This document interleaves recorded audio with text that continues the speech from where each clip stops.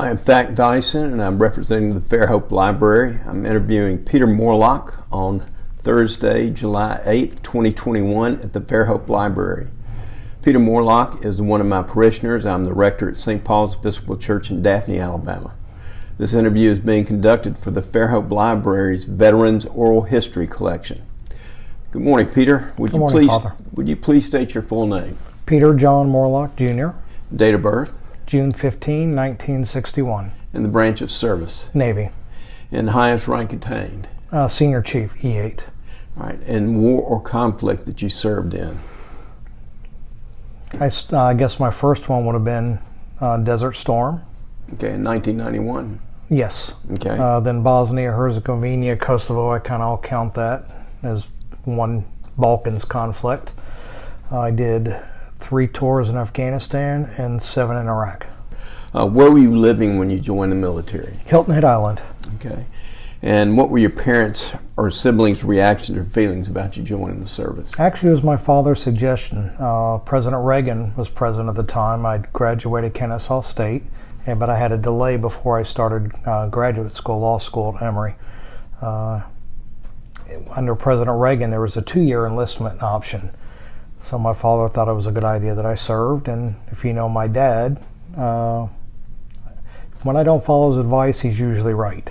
So I was happy to listen to him, and of course my mother was supportive. My parents were divorced, but I spoke to both of them. Was your dad a veteran? Yeah, he's a former Marine. Okay. And what type of training did you receive when you were in the military? Well, obviously boot camp. Went to San Diego, and I scored very high on a aptitude test called the DLAB, the Defense Language Aptitude Battery. So I was sent to Monterey, the Defense Language Institute, where I was assigned Arabic as language training. So I spent my first year there, and following that I went to cryptology school in San Angelo, and I was given orders to air crew school, I'll say here, but in Pensacola. And then my first duty station was Athens, Greece. What was your most vivid memory of your time of training or in school? I have a lot of good memories. I was fortunate where I don't have stress or hardship from bad memories. That's good. I actually got along pretty well, and keep in mind when you go to Monterey, you're paid just to go to school. Right. 5 hours a day. Dorms were clean, food was good. I made a lot of good friends. And some of those friendships I've kept. Now, what were some of your recollections of your wartime experiences? That's a little different mixed bag. I don't have nightmares, but I do have a recurring thought of something I should have done that I didn't do. I followed orders and I didn't do it, but if I had to do it again, I would have disobeyed those orders and followed my instinct. Can you go into detail, or? Yeah, there's nothing classified. I was with SEAL Team 3, Echo Platoon, and we were in an operation outside of a place called Alley Kale. It turned out to be a dry hole, but you get the feeling that we just missed something or something was going to happen. And there was a man there, and while I spoke Arabic, most of the people there spoke Dari or Pashto. But I've been there in country enough where I was starting to learn that. And when I saw this guy, just an instinct came over me and said, he's dirty. We need to take this guy. And Chris, my OIC, said no. He goes, give me a reason. I go look at his teeth. I know it's going to sound funny, but these people make 39 cents a month. And he had $10,000 worth of Da Vinci veneers in his mouth. There's no way he got that there. He got it in Saudi Arabia or Iran. And he told me to leave him alone. Had I do over again, to be honest with you, I'd have killed him. Right. So you think this was an advisor? What's that? You think this gentleman that you suspected? Oh, no, he was an operative. Okay. There's no doubt in my mind. Okay. I've thought about him every day for 19 years. Okay. And was that in Afghanistan? Yes. Okay. Were there any significant engagements that you participated in? Pretty much most of them. There was a 3-week period where I was in 47 firefights. Okay. And this is with the SEAL Team 3? Different SEAL team. That was 4 Delta Platoon. Okay. Now, you went to Bud School, correct? Special Warfare Combat and Crewman School. Okay. Class 26. And that's in San Diego or? Coronado. Coronado. Yeah. Okay. Can you briefly describe the rigor of the school?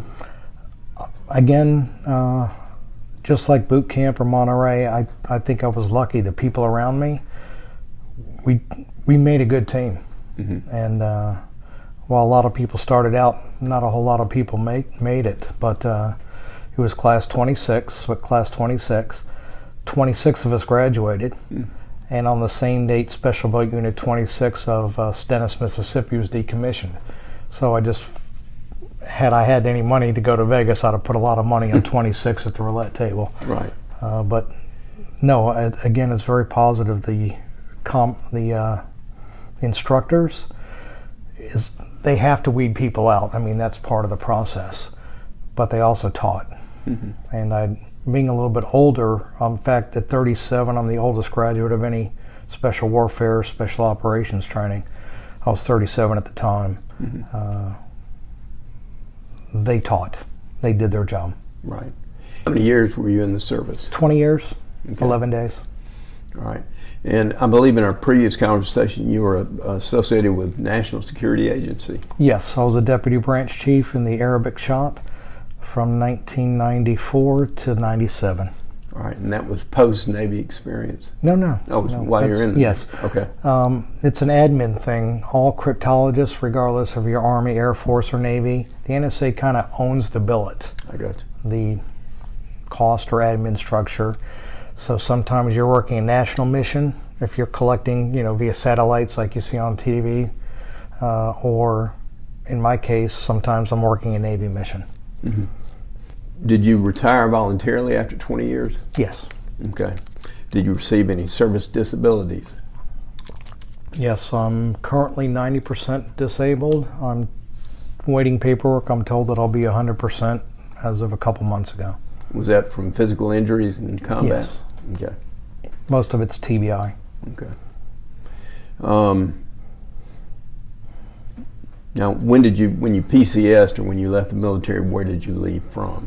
Virginia Beach, okay. Little Creek Amphib Base, and I stayed there. I was doing contract work for groups associated with special operations. Actually, I wrote, and I believe it's still the procedure for a mission called F3EA, Find, Fix, Finish, Evaluate, Analysis. And then my mom became ill, so I moved back to my home state of Florida to help her out. Okay. And you live in Daphne now, correct? I do. And how did you end up in Daphne? I had a major stroke May 17, 2017, and then a subsequent stroke, and then following a couple brain procedures, they suggested I get closer to family so they could help me out. So my dad and brother live in Daphne at Lake Forest, so I moved to be close to them. How were you received by your family and community when you left service?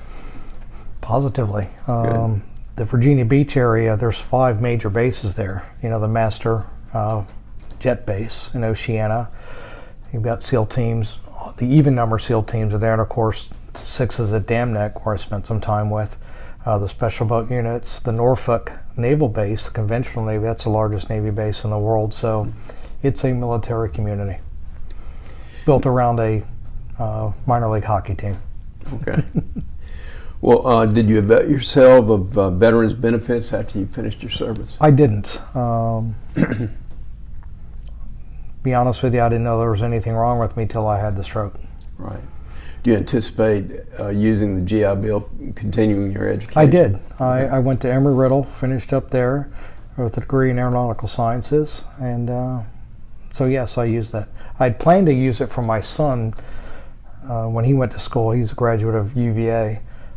There was a change in how we could transfer that to our children, and somehow I missed what I was supposed to do to make that happen. I don't know if it was while I was traveling as a contractor or I just didn't do my due diligence, but either way, my son graduated, so I'm very proud of him, and yes, I did use that benefit. Very good. Do you continue any of your friendships since your time in service? Oh, yes. Okay. Yeah. Do you have reunions, or do you get together with each other? I don't go to the reunions. In the SEAL teams, it's It's basically just a beer fest on the beach. And I don't look that good in a bathing suit anymore. So but cryptologists, and that's who I'm closer to, I speak to them frequently. Mm-hmm. How did your service affect the way you relate to others? I think hopefully I appreciate people more. Mm-hmm.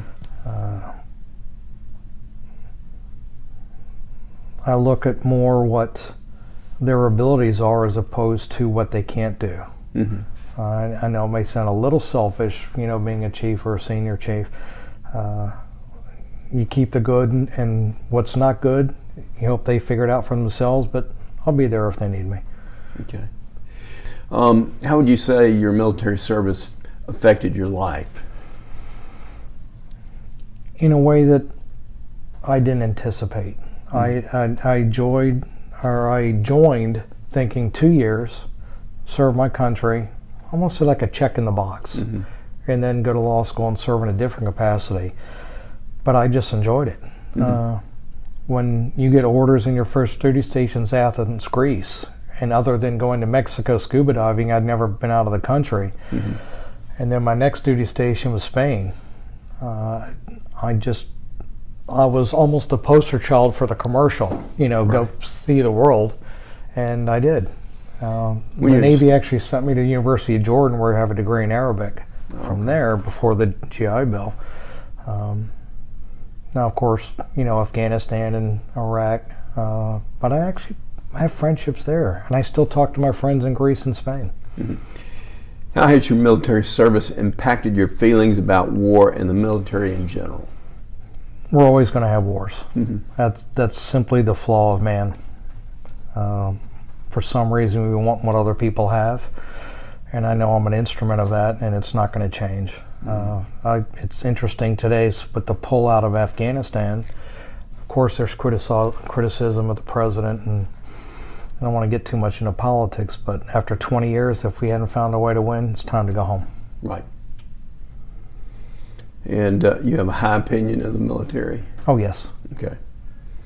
Would you recommend military service for the young people of today?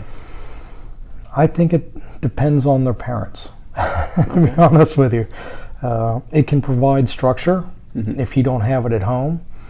It can certainly provide more than a paycheck, but some camaraderie, family, if you don't have siblings. Now, me and my brother are very close. We always were, even though we're 5 years apart.